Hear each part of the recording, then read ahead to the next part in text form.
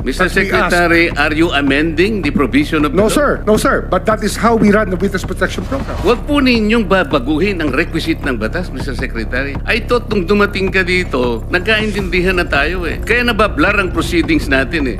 Pwede ba yung ganito? I respect your opinion, sir. But It that's is not how, my opinion, it is in the law, Mr. Secretary. Yes, sir. Namin mula nung simula pa ho ng kanya pong ni-reveal yung mahiya naman kayo speech ay sa SONA po. Lagi pong ganun ang usapan namin. Dapat lahat yan managot na. Panagutin natin lahat. Mr. Wala tayong Chairman, pipiliin. quick question for the Secretary. Since there are other members who want to ask questions, can we go back to the original guidelines laid out by the chair, yung in their order of arrival? So kung may tanong, may tanong si Senator Pangilinan, siya po nauna rito, papayagan po siya magtanong. Kung wala naman, para makapagtrabaho na rin kayo, pag-evaluate ninyo, susunod-sunod rin na lamang. Senator Pangilinan? Yes, no, just a manifestation that pagkatapos pong ibalik dito si Ginoong Alcantara, kasama pa rin ang Secretary of Justice mamayang hapon. Pwede ho, darating po ako, sasama po ako. Okay, and maaari na rin ma-update dun sa pag-uusap ninyo, pagbalik po ninyo. Doon na lang po ako magtanong. May mga bagay po siguro baka executive session natin pag-usapan. Yes. With that, wala na po akong tanong kay... Thank you, Senator Bam. Quick question for the Secretary. Secretary, pagdating sa pagbabalik ng pera, tama ba na pwede itong gawing kondisyon sa pagpasok sa Witness Protection Program o pagiging state witness? O hindi ho kasama ang usapin po ng pagbabalik ng pera? Ang ano ho kasi, ang pagbabalik ng pera, yan po inuutos ng korte. Pero para ho makita natin ang good faith ng isang testigo, isang tanong po yan na binibigay natin sa kanila. Kasi kung gusto ho nila maprotektahan, dapat yung full good faith, isosolid talaga nila. Yun po yung isang test natin sa kanila. Hindi ho, wala ho sa patakaran, pero isang test po kung reliable po yung witness o hindi. Mr. Secretary, palagay ko po yan ang hinihintay ng maraming tao. Kung meron pong mag-state witness, mahalaga na maibalik po yung pera na ninakaw po sa ating bayan. Opo, salamat po. Mr. Chairman, just very quickly lang, just to follow up. Very quick. Yes, at doon sa usapin, kasama ba na sa usapin ng good faith, ilalabas niya lahat ng mga accounts niya at ipapaabot sa inyo?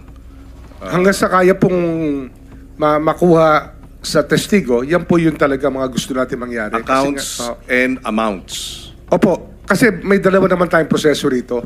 Pwede ho itong hingin sa kanila. Kung di naman nila ibibigay, andyan naman po yung ating Anti-Money Laundering Council na pwede hong mag-freeze ng accounts. At yun lang po, papa-forfeit lang po natin sa Sandigan Bayan pagdating ng panahon. Willing ba si Ginoong Alcantara ngayon na sasabihin niya sa pag-uusap niya? Senator Pangilinan, you're limited to one question. Yes or no lang. Mamaya na lang tanghali. Oh, yes or no lang, Mr. We will ask him. I think that he has signified his willingness to do that already in a prior message to one of the contacts in the Senate. Sir. And for the record, Mr. President, si Ginoong Alcantara is nodding his head. Hindi man siya nagsumagot, he is nodding his head. Thank you. Thank you. Senator Risa. Quick two follows up, Sec, dun sa kaninang issue ng reported na destruction at tampering ng mga DPWH documents kaugnay nitong investigasyon. May suspetsya na po ba ang DOJ kung sinong mas matataas na taong maaring nag-utos niyan?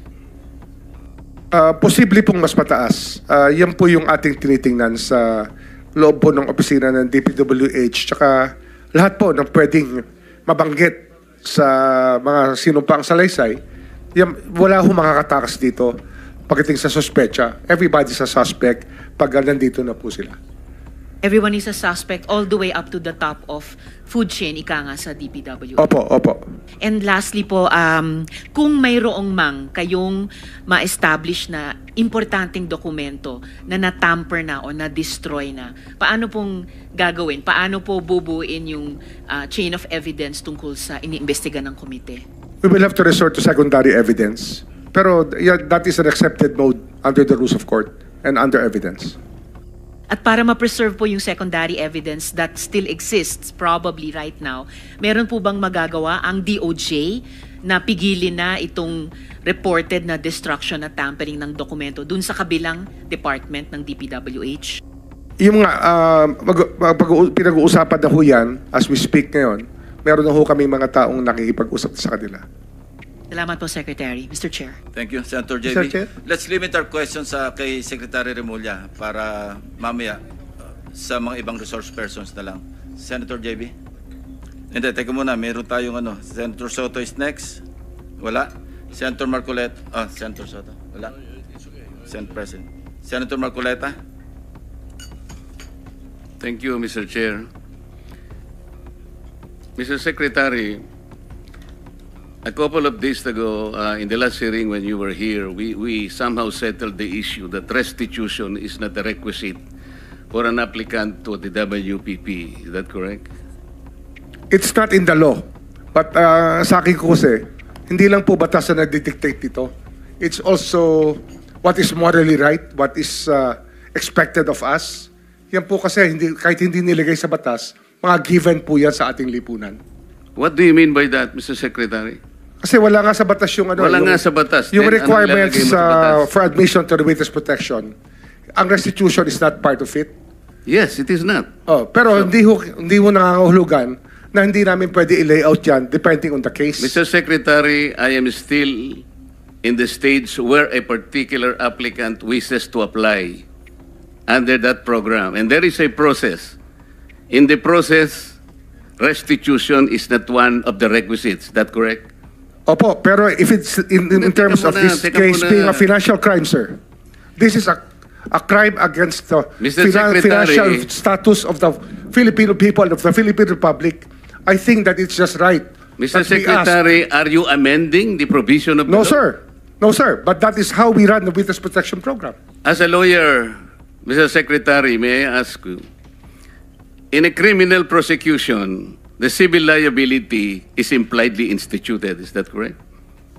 Of course. Kaya nga hindi naman nangangahulugan kung sakasakali na natapos na yung criminal prosecution.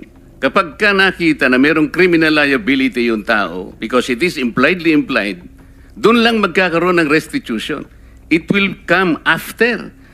Paano mo sasabihin na magre-restitute ang isang tao? Meron na bang findings kung magkano i-restitute on how it can be restituted? Nag-a-apply pa lang eh. Huwag po ninyong babaguhin ang requisite ng batas, Mr. Secretary. I thought nung dumating ka dito, nagkaintindihan na tayo eh. Kaya nabablar ang proceedings natin eh. Kaya nga kinote ni, siguro, ang chairman kanina gusto kong ituloy ito. Sinabi niya, nagpa-interview siya, na goodwill and sincerity should be done para itest. Pwede ba yung ganito? I respect your opinion, sir. But It that's is not how, my opinion, it is in the law, Mr. Secretary. Yes, sir. Yes, sir. But I am operating... The arbiter Sir, is can I the speak, law. sir? May I speak, sir? Yes, you I'm are operating from the Senator Marcoleta, from the kindly allow vantage the point of the resource reason behind the law, sir. What is the reason behind the law? So that we can get justice, and justice can only be attained if there is restitution. So that is the principle behind all of these things that we are talking about now. Mr. Secretary, restitution will come after. It cannot be. Sir, it can come before or after, sir. It can come before or after. You cite the law that it come before. Wala nga po sa batas eh. Huwag po ninyong babaguhin ang batas, Mr. Secretary. We are operating on a unique set of facts, and we are, all of these matters are being evaluated because the gravity of this financial crime cannot be underestimated, and that the more assets that we're able to preserve at the outset, the better for our country, sir. Mr. Secretary, I'm very sorry for such a reasoning like that. Alam mo, nakikinig I'm very ang sorry, buong sir. bansa. Also, sir, I'm very sorry too if you do not agree with me. But I respect your opinion, sir, and we will carry out our job as we deem fit, as we see. Mr. Chair, I that said the I country am not needs. expressing an opinion here. I am articulating the provision of law. You do not change the provision of law, Mr. Secretary. You may be disbarred from doing this. Then it's your opinion, sir. It's your option, sir. Sinabi ko na nga, hindi ko opinion ito. I am Then it's your option, sir. articulating the provision of It law. is what you wish to happen. That you may proceed Ikaw ang with what you nagbibigay wish. ng opinion, nilalagay mo yung restitution to test the goodwill of a possible applicant. It is not in the law. Unless you are able to point out the provision of law that it come before. Hindi ganun eh. Sabi mo na nga, and we admitted, impliedly instituted ang civil liability, but this will come eventually after the court has pronounced kung magkano ang ibabalik niya kung meron man. Not before. Thank you, Mr. Chair. Are you done, Senator Marcoleta? Thank you. Okay. So next in line is Senator Padilla. Please limit your question kay Secretary Remulla. Apo, gusto ko lamang pong sabihin kay Secretary, pangalagaan na lang po si Engineer Henry Alcantara. Yun lang po. Opo, salamat po. Thank you. Senator De La Rosa. Thank you, Mr. Chair. Point of clarification lang ito sa akin, Mr. Chair, dahil ito mga diskayas, para mukhang nagbigay na ito ng affidavit in the previous hearings. Gusto natin na may resulta kaagad ito investigation natin. Baka pwedeng isama na rin yung affidavit nila, sir, na evaluate ng DOJ para isang bagsakan na lang yung pagpile ng kaso. Dahil marami sila binanggit na pangalan ng mga congressman. As a matter of fact, undergoing evaluation. By whom, Mr. Chair? DOJ. DOJ ongoing. Sir, na. we met with them already, and we will meet again with them tomorrow. Kasi nawala nga yung kahapon, sir. No? We lost the time yesterday. We were supposed to meet yesterday. Hindi lang po natuloy. Yes, sir. Mr. Chair, just para mas maganda kung isang bagsakan na makuha na sana lahat yan, mapaila na kaagad. Opo. Mas maganda. Thank you. Thank you lang, Mr. Chair. Thank you, Salamat. Senator Rapi. Yeah, Mr. Chair, to Secretary Mulya, wala nga talaga sa batas yung bang magsoli muna ng pera para ikaw ay mapasok sa WPP. Pero kung pagbabasehan natin yung kagusto ng taong bayan, ang galit ng taong bayan, na gusto nilang magpakita in goodwill yung accused bago siya mapunta sa WPP, siguro mas maganda kung sundin natin yung kagusto ng taong bayan, right? Opo. Thank you, Mr. Chair.